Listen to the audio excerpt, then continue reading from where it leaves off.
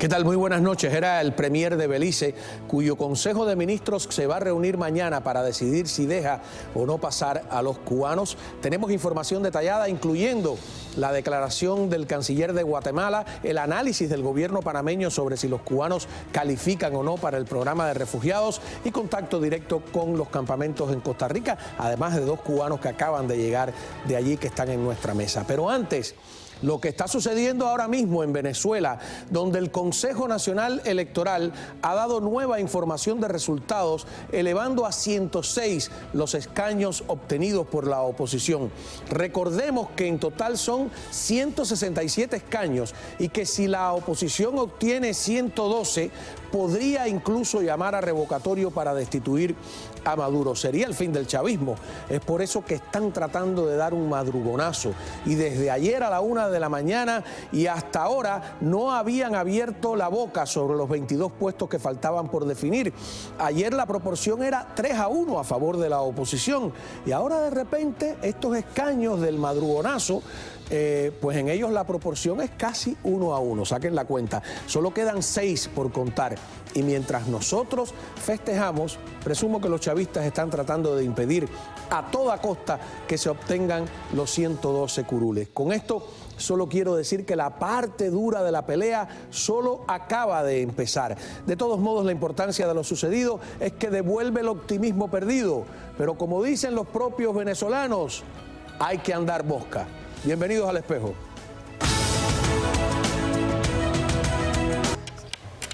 Muy bien, muy bien. Vamos a empezar por presentar a mi colega Orián Brito, periodista venezolano que trabaja aquí en el Buró de Asignaciones de nuestros noticieros. Está muy elegante hoy, caballero. Muchas gracias. Bueno, vamos para celebrar.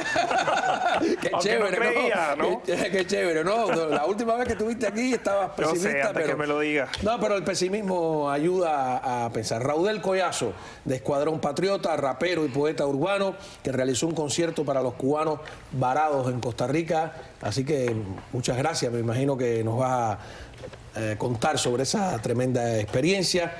Y tenemos a Omar López Montenegro, director de Derechos Humanos de la Fundación Nacional Cubanoamericana, que también estuvo en Costa Rica. Y bueno, la conferencia de prensa que ustedes ofrecieron la semana pasada la hemos seguido con atención, donde comunicaron que están tratando de hablar con la administración Obama sobre el tema. Pero vamos a empezar un poquito con Venezuela, porque hay tremendo enredo ahora mismo. Sí. La oposición asegura que le han entregado las actas donde dicen que tienen ¿cuántos?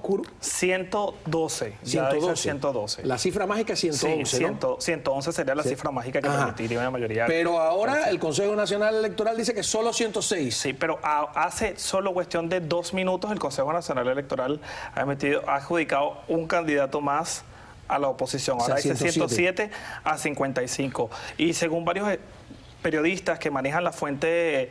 Esa es la página del Consejo Nacional Electoral. Fíjate que esa es la página del Consejo Nacional Electoral, que en este momento, fíjate que dice Mesa de la Unidad Democrática 107 y se mantiene el Partido Socialista Unido de Venezuela o el Partido del Chavismo con solo 55. Pero sirve, entonces, ¿cuánto queda por definir? Hace pocos minutos. Ya quedan solo por definir, quedaban 6, ahora solo 5.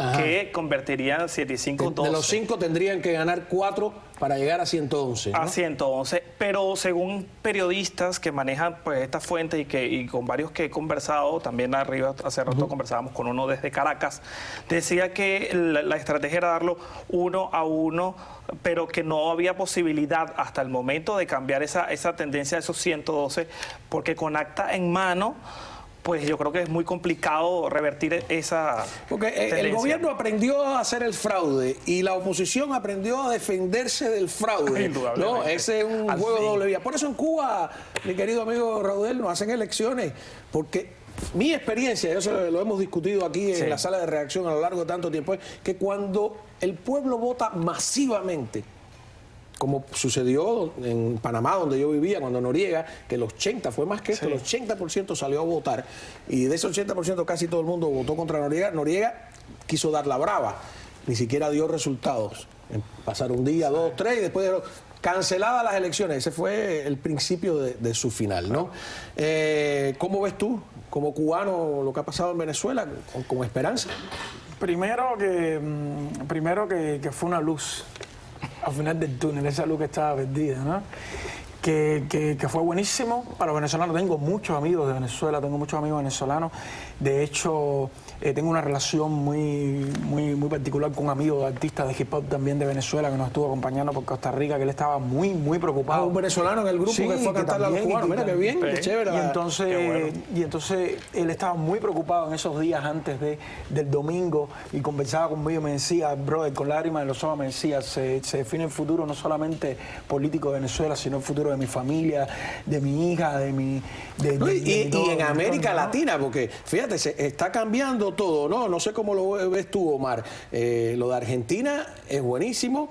Dilma Rousseff, que sí. Brasil ha sido silenciosamente una papa podrida, porque Brasil es un país muy grande, muy importante, y por abajo del telón apoyaron el chavismo, apoyan el castrismo, apoyan a Cristina, y Dilma está en problemas graves. La derecha, que no es la derecha que a mí me gusta, pero en Francia acaba de dar un golpe también. El mundo parece, si no girar a la derecha, salirse de esa izquierda boba en la que estaba metida, ¿no? Sí, por lo menos abandonar el populismo, y es la tendencia que se está viendo en Latinoamérica. Tal vez esto tenga mucho que ver con la decisión de Rafael Correa de no aspirar él a la reelección perpetua, porque... Pero tampoco tenía lo que quería, ¿no? Y las protestas en la calle, durísimas. Las protestas en la calle, estos dos acontecimientos, es decir, que parece que, digamos, la tendencia política en Latinoamérica está dando un giro. Yo creo que es lo importante de Venezuela, porque lo de Argentina, de una manera u otra, habían algunos cálculos que siempre decían que si Macri iba a una segunda vuelta ganaba. La cuestión era llegar a la segunda vuelta.